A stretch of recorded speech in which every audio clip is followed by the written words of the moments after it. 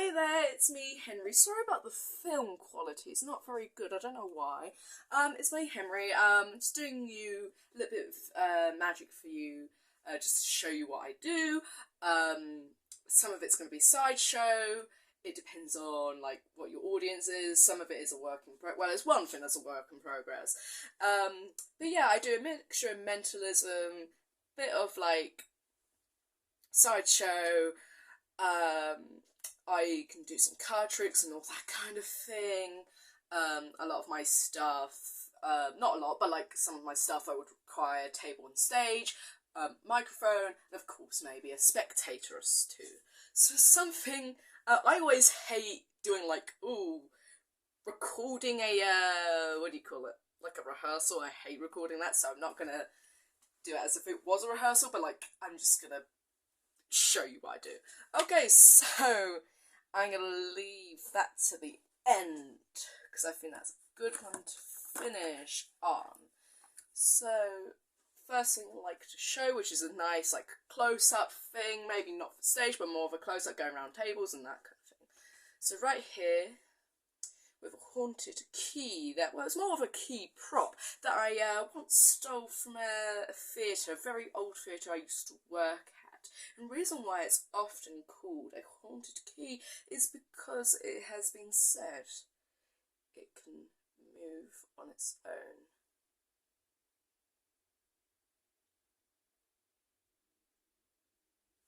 Like so, and obviously to make that trick go extend a little bit longer, I might have a spectator come up stage and they can do this trick too. It's very simple. They can check the key, they can examine it, you know, they can see that there's no wires, glue, all that kind of thing. So that is one thing down. This one I would like to show you is called, I have a whole range of Houdini's, like Houdini themed tricks. So I would usually do like a whole set of Houdini tricks. I'll start with one of them and then just lead on with the rest. This one is called Houdini's niece. So let's get this out. So what I have is, I would often say that Houdini himself never had any children when he died, but he did in fact have a niece. He loved his niece so much that he gave her this locket, and it has a picture of Houdini in the front, and it has Houdini's niece's name inside. And between myself and the spectator, we will get to find out the name of Houdini's niece. So we'd often Houdini's the locket either out on the table on show, or we'd leave it in the bag, depending on like how I've placed it. So we'd go to said spectator. We'd be like, okay, so think of a year that Houdini's, I don't know, his grandfather was born on. So you'd go, I don't know, begins with like an 18 something something. So you'd go 1854, for example. So you'd do 54 minus the 5 and 4, that equals 9, and then 54 minus 9, you'd have 1845. So you'd go to page 45, like so.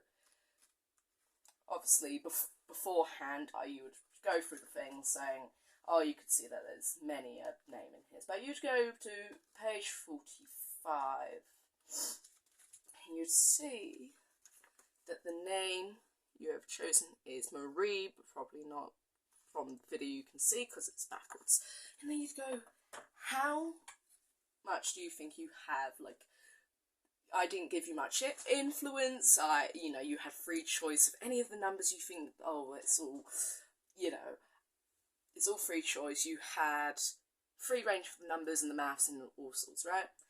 But I'd get then the spectator to open the locket so they think I'm not doing any fiddling or anything like so. So they would then open the locket. I have no nails at the moment. And then they would see the picture of Houdini's niece and the name that's in the locket, that is Marie, and they would say that over the mic. And then that's the trick, but obviously you can extend that for as long as you like. Another mentalism trick I love doing is the locations trick. I mean, this pad can be used for anything, but this one is for locations. So the last time I did this for like a honeymoon type set. So I was like, oh, maybe she'd like to go on honeymoon, blah, blah, blah.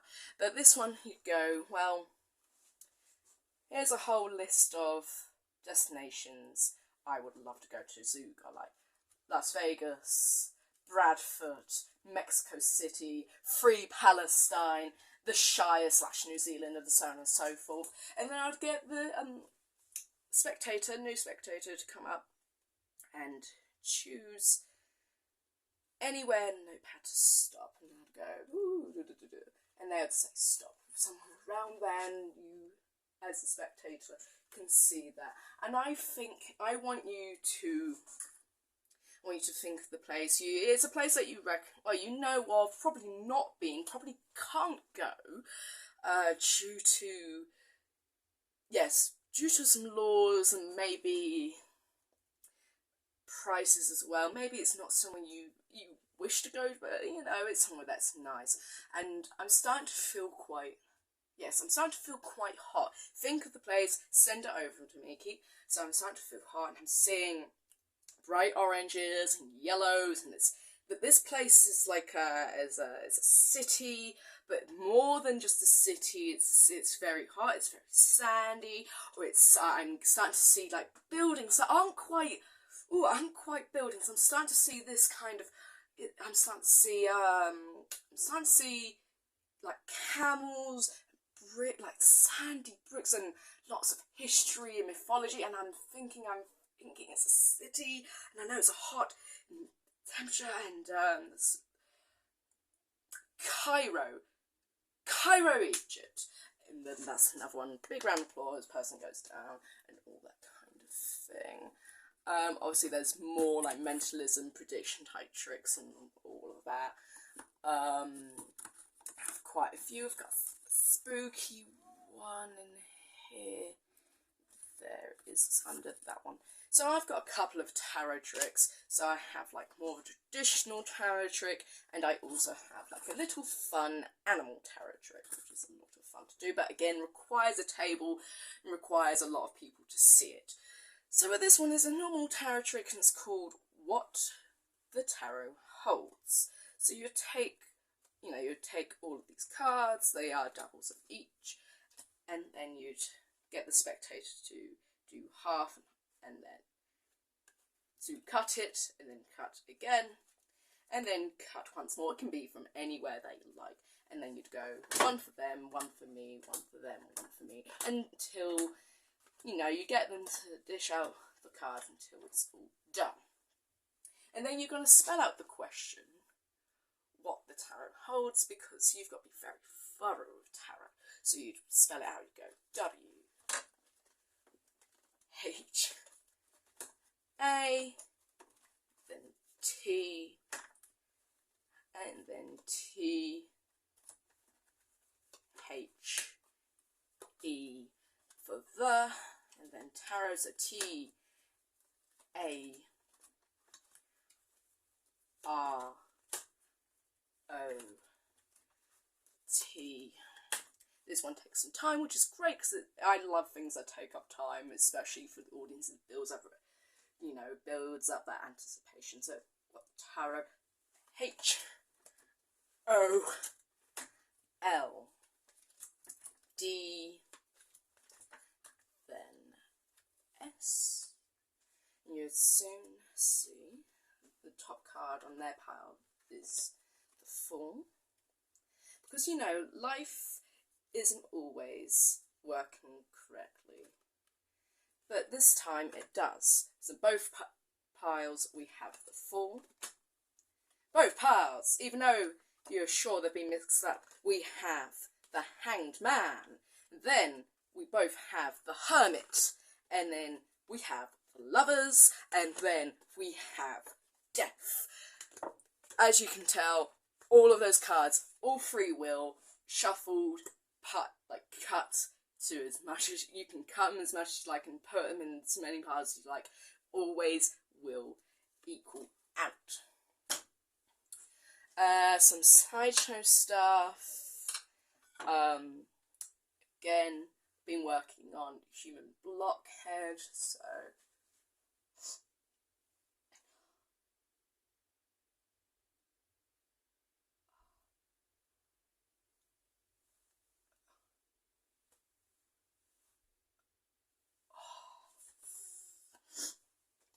wow. And the same goes for screwdriver. And then my favourite trick is real glass eating. So I have smashed a light bulb. It's all safe in this bowl, in tissue and such. And the thing is, I could have another spectator come up, watch me smash a real light. You can literally have a real spectator inspect a light bulb, watch me smash it, or they can smash it themselves, so they know it's no trickery going on, no switches, and then they can choose a piece of glass for me to eat. And they can clearly see that there's no switching. All real glass. All real glass.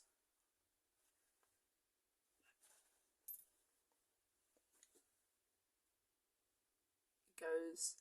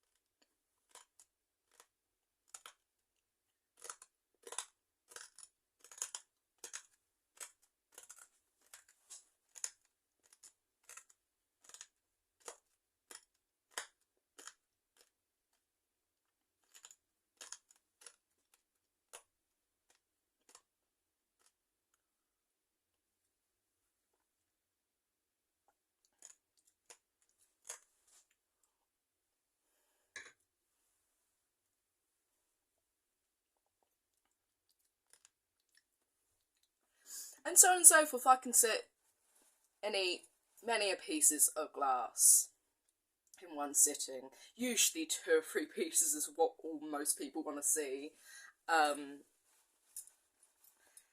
Yeah, and again, it's always good to have, a spectator examine the light bulb before and after, examine the glass, feel that it is real. Obviously, I will buy some gloves for them, so they're not handling broken glass themselves. So again, you're not getting cut in liability. So you're not getting sorted out in liability charges, only me. Oh, still got glass in my teeth. But yeah, I hope that is as satisfiable as you wish. Still going. But yeah, I can do more. I'm doing more sideshow stuff like wax pouring, cigarette. I can put a cigarette on my tongue or on my skin and all that kind of thing. Human stapler, all sorts. Human what do you call it? Human pincushion, all of that kind of thing. Of course, more card tricks, more mentalism tricks, all sorts, different things like angel cards and whatnot. It's all great, all good fun. I hope that is what you want. Yeah, that's the better stuff that I can show you. Again, more like mentalism things. That's the main gist of my work, my shows. The person who trained me in mentalism was Andy Nyman, who is Darren Brown's writer. Is Darren Brown's writer and director, and taught him everything he knew. So yeah, it's another thing I am working on is also hypnosis. I write a lot of hypnosis scripts and all that kind of thing. I'm not ready for that yet, but you know, something else I've been teaching myself is the sword swallow. Again, I'm still on small knives, but one day I will get there, and I'm hoping to maybe get there in a few months or a few weeks or so. So for sword swallowing.